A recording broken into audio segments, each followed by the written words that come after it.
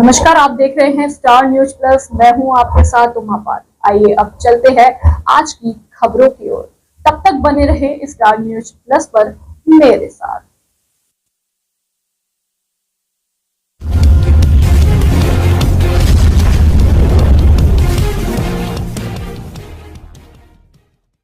कृषि सूचना तंत्र अंतर्गत कृषि निवेश मेले का हुआ आयोजन।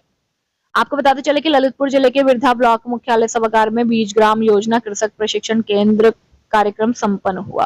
कार्यक्रम का शुभारंभ जिला अध्यक्ष भारतीय किसान मोर्चा सुरेश कुमार टोटे दीप प्रज्वलित कर किया गया। इस प्रशिक्षण में किसान यूनियन महामंत्री सबीर खान मंसूरी, सोनू मंगल, कृषि विभाग SDAEO ललितपुर, विकास मंडलोई, SMS सदर रामलखन सिसोदिया, ADO विरधा राहुल पटेल प्रभारी, वीज गोदाम विरधा राजेंद्र पाठक, VTM विरधा। कार्यक्रम का संचालन मनीष लिचोरिया ने किया। अतुल राज तिवारी, ATM ऋचा त्रिपाठी, TAM दीप्ति वर्मा, ऋतु साहू, हेमंत साहू, संदीप कुमार, पशुपालन विभाग सहित ब्लॉक के सैकड़ों किसानों ने सहभागिता की, जिसमें कृषि विभाग की सभी योजनाओं के बारे में विस्तार पूर्वक जानकारी दी गई। किसान सम्मान निधि योजना, सोलर पंप, राष्ट्रीय खाद्य सुरक्षा मिशन, प्रधानमंत्री फसल बीमा योजना और दलहन तिलहन फसलों का उत्पादन बढ़ाने और रखरखाव के बारे में विस्तार से जानकारी दी गई। प्रशिक्षण का समापन सभी किसानों का आभार व्यक्त व लंच विक्स वितरित करके किया गया। स्टार न्यूज प्लस के लिए उत्तर प्रदेश के ललितपुर से शंकर लाल रायकवार की रिपोर्ट। के द्वारा उसके जानकारी भरना पड़ती है। किसान का पंजीयन, उसका नाम, आधार संख्या, जो आपकी कीट रोग लगा है फसल में उसकी जानकारी आप डाल दें, इस पे व्हाट्सएप से भेज दें तो 48 घंटे के अंदर आपका इसका निदान हो जाएगा। धन्यवाद। के बारे में सब उससे उत्पादन बढ़ा, लेकिन आज ये समस्या हो गई है कि DAP और यूरिया के लगातार दोहन की वजह से हमारे जो लागत है कृषि में वो बढ़ गई और उत्पादन हमारा स्थिर हो गया। अब हमें आवश्यकता है कि हम अपने लागत को कम करें और लागत को कम करने का मुख्य हम यह निकाल कर सकते हैं कि हम अपनी खेती में जैविक खेती को अपनाएं, परंपरागत जिसे हम खेती बोलते हैं उसको अपनाएं। परंपरागत खेती के अगर हम बारे में बात करें तो हमारे यहाँ हॉल में जो हमारे पुराने किसान भाई बंधु बैठे हुए हैं वो जानते हैं कि हम पुराने समय में जो खेती करते थे वो हल से करते थे। उसी खेत में हम गौ से निर्मित जो गोबर या गौ मूत्र जो होता था उसका उपयोग करते थे। उससे हमारे क्या होता था कि लागत जो हम DAP और यूरिया की मात्रा जो यूज करते थे वो कम करते थे। लेकिन आज हम परंपरागत खेती को छोड़कर आधुनिक दौर में तो आ गए, लेकिन आधुनिक दौर में हम दौड़ तो रहे, यूरिया को चरम स्तर तक पहुंचा दिया, लेकिन साथ ही साथ हमने रोगों को भी बढ़ावा दिया। पहले डायबिटीज जैसी बीमारियां, कैंसर जैसी बीमारियां उच्च स्तर के धनवान लोगों की हुआ करती थी, जो कि आज हमारे गांव में जाकर के बैठ गई है। ये जो हुआ है वो एकाएक नहीं हुआ है, ये धीरे धीरे हमारे जहन में आया है। DAP और यूरिया जैसे जो रासायनिक तत्व है ये धीरे धीरे हमारे शरीर में बैठते जा रहे हैं और हमारी पीढ़ी को बर्बाद कर रहे हैं। तो ये जो प्रोग्राम होते हैं आप सब कुछ करते हैं, बस ये प्रोग्राम ये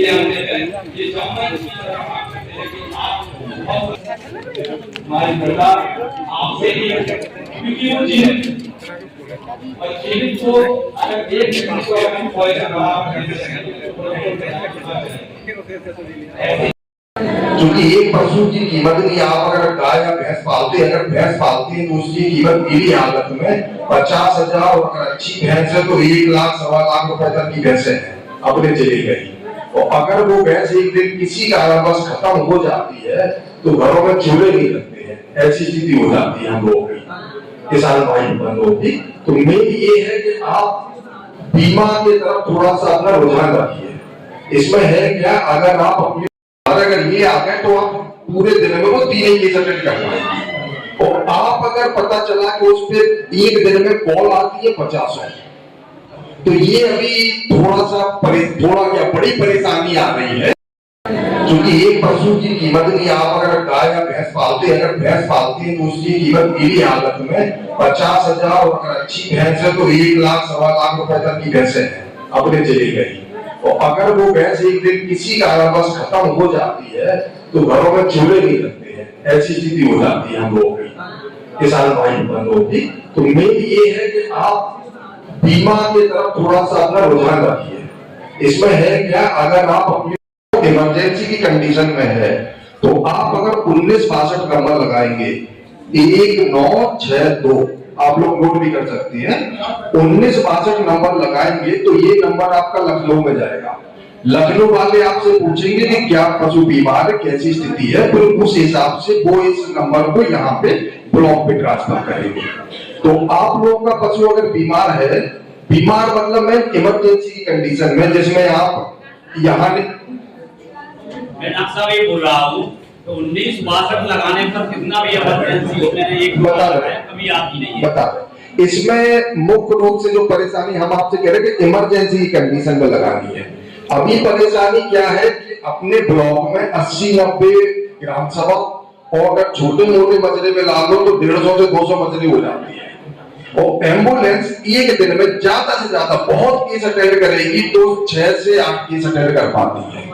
एक आपका आ गया वृद्धा का, दूसरा 5 साल से समय नहीं हुआ है, उसको वही और ट्राइकोनामिड से उपचार करिए और इसका छिड़काव करिए तो उसको थोड़ा कंट्रोल हो जाएगा और आप धीरे धीरे आप वापस उस पे आ जाएंगे। अगर जैविक कर रहे हैं तो क्योंकि जीवाश्म काल में बढ़ जाएंगे तो आपकी सब फसलें बनेंगी।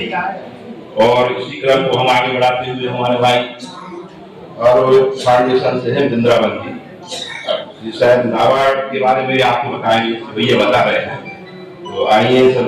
और नाबार्ड से आपको कैसे लाभ प्राप्त हो सकता है बताएंगे। सभी के लिए नमस्कार। ये